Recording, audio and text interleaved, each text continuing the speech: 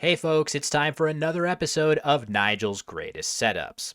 In this video, you're going to see the world's best Scrabble player play pedestrian-looking 3- and 4-letter words instead of the crazy long words he's best known for.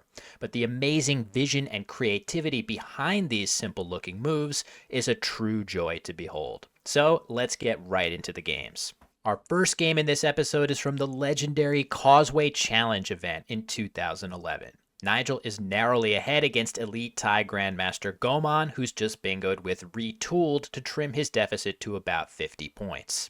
The standard play that most Grandmaster players would make here is Yakao for a very solid 45 points. Although they're unlikely, plays like Straw Year or Outswear are still threats to Nigel in the unseen tiles, so closing off the open triple lane is important, and 45 points is a great score. Instead, Nigel plays Hick for just 16, sacrificing nearly 30 points on the scoreboard. The S doesn't hook this word. In fact, the only hook for it is the K, which of course Nigel already has. The idea here is to set up a spot to play OK for 58 points that will be nearly impossible to block. This play also prevents the worst case scenarios through the W thanks to the C stopping overlaps. It also blocks the only realistic 7-letter bingo line left on the board alongside Retooled. And now, if Gomon plays through the T of Retooled to the middle triple, it won't open a dangerous bingo lane. After Yakao, a play like this would have created an extra threat for Nigel to deal with. Lastly, playing only 2 tiles instead of 4 with Yakao minimizes the odds of Nigel drawing the toxic Q, which will be very difficult to play here without a U. In the actual game, Gomon follows up with Taj, after which Nigel cashes in his powerful setup, leaving Gomon with no good options as Nigel seals the win. Next up is another game earlier in the same event between Nigel and current world number 11, Thatcha. It's an even game after just a few turns, and Thatcha has just played Bog for 12 points. Nigel's highest scoring move here by far is Vouch for 40, leaving the X for next turn. But this move opens a triple lane back to Thatcha, who just made a very short, low-scoring move.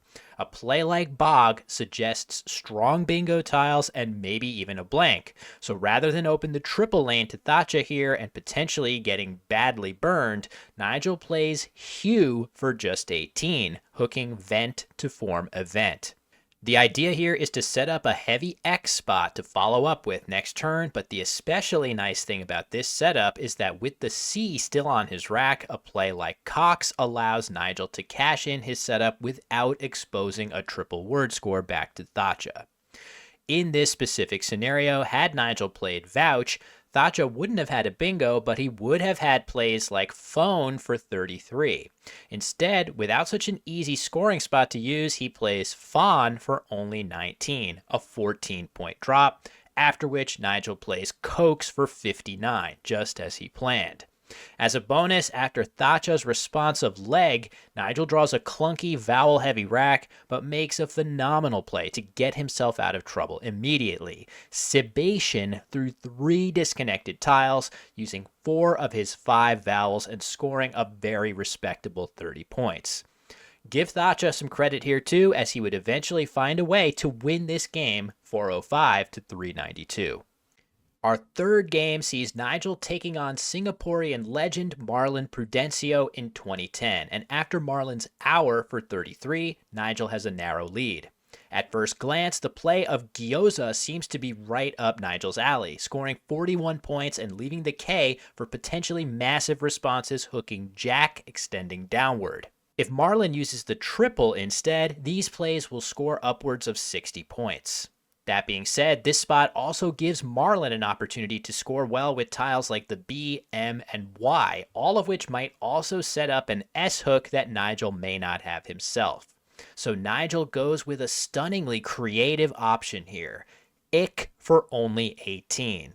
This move sets up the absolutely enormous follow-up of Zyga for 94 points hooking Icky.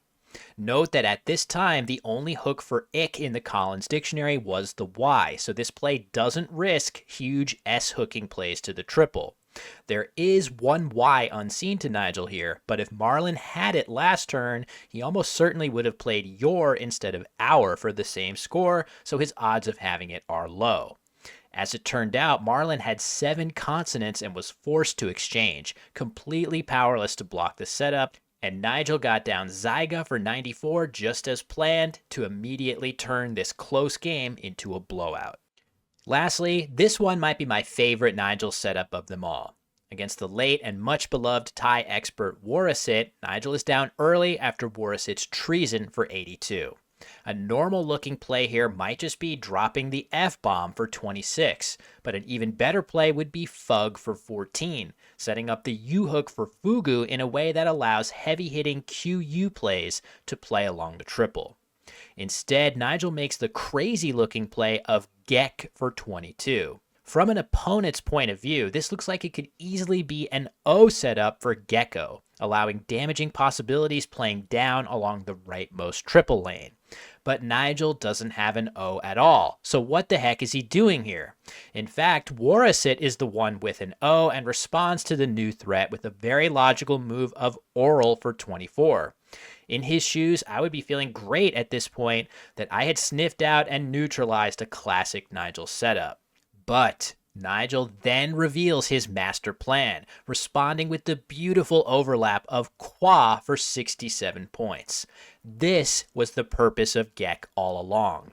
By placing the G in just the right spot, Nigel made it possible to slot the U in between, forming the obscure Gu, to dramatically increase the value of his Q by allowing play in 2 directions. Most of the time, you can see Nigel's setups coming. Sometimes you can't do much about it anyway, but this type of fake setup is absolutely astonishing. I think very few people could possibly read Gek as a Q setup, but if Warasit had somehow figured it out, he had a very strong option of all hooking Aeonian, scoring 21, blocking the spot, and leaving his O for Gecko next turn. No sane human being would do this over cashing the Gecko hook immediately, so, as usual, Nigel gets his way, eventually winning in a close endgame. Well, there you have it. My plan was to do a 3-episode arc of this series, but I fully expect Nigel to continue blessing us with these incredible setups in the future. So, if you enjoyed this video and don't want to miss those future episodes, consider subscribing to my channel. It sounds crazy to me to say this, but I'm right on the cusp of 50,000 subscribers. I truly appreciate each and every one of you, and I'm working hard to deliver new Scrabble content each and every week. So, as always, thanks for watching, and see you next time.